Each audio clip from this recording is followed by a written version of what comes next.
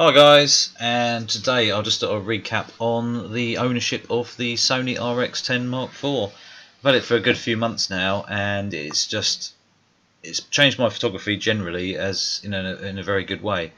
I'm now getting shots that I couldn't get before without having to sort of be sneaky in your bag, carrying a lot more weight, and it's just a case of you missed things. So if you're out and about, it's very different if you're doing a job. So if you're out and about and you're just snapping away at general things in life, and doing a bit of a day out or a bit of a road trip or a holiday or something like that, it is the best camera out there for everyday use at very good quality. The different side of things when work comes involved, it's actually a really good camera for using for video and obviously stills as well. And it has changed the way I shoot. Shots like the dogs running and things like that. The A7R2 couldn't really do it that well. Now I've got the A7R3. Yes, I can, but I don't always carry it. I'd rather sometimes just go out lightweight and shoot with the Rx10 Mark IV, and it just does everything that I need it to do generally. Its only downsides are the low light ability can be a little bit noisy once you get up to about ISO 1000, but in general it works really well. It's this shot here, for example, the cat with his eyes, that was taken from 40 feet away with the pop-up flash, and I had to manual focus because I couldn't see him in the dark, in the shadows at all, and but it still got the shot. By the time I'd swapped lenses and put a flash gun on the A7R3 or the A7R2, I would have missed the shot.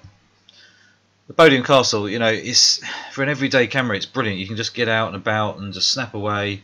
The camera only weighs a kilo. You've got so much options. I mean, a plane flying over, boom, got it. Didn't have to swap lenses or anything. Yes, it's a little bit noisy up there because it was a bit misty that day, so I'm shooting through a little bit of mist. Squirrel, the bokeh in it is pretty nice. I mean, I was taken away I was probably about 40-50 feet away from him there, and it still did pretty well. The bird here, I mean, that's 600mm f4 and through a double glazed window, so it's still pretty sharp even through double glazed windows, same as this shot here. In the shade as well, so I was shooting at ISO 800 I think on this one, but still really good shot. The horse here, early morning, nice and cold, and he's obviously got warm breath. Shot at 600mm f4. This shot here, he was about 50 to 60 feet away, this little wagtail, still locked onto him, nice and easily. This thing here, hanging off the tree, sunshine behind, and it's sharp as you like, so the camera has so many uses, and this is its wide angle, so wide angle to its most zooms. This is its full range, you'll see here, into that point there where the red circle is, and that's what I got. So just before the bird flew away, I got that shot there, and then took a wide angle just to show you guys what the range is like. The robin here in the shade again, I'm shooting at like 80th of a second at 600mm. It works really well. This is the beak of the bird there being backlit by the sunshine. Just, again, shooting at very low shutter speeds at 80 to 100th of a second at 600mm f4.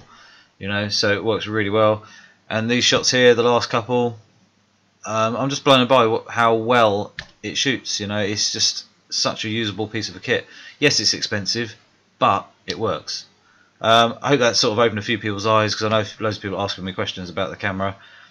It doesn't replace a full frame, £3,200 Sony A7R3, but it does an extremely good job at doing everything pretty well. So I use it as a backup camera and also just every day. So anyway guys, please subscribe and keep watching.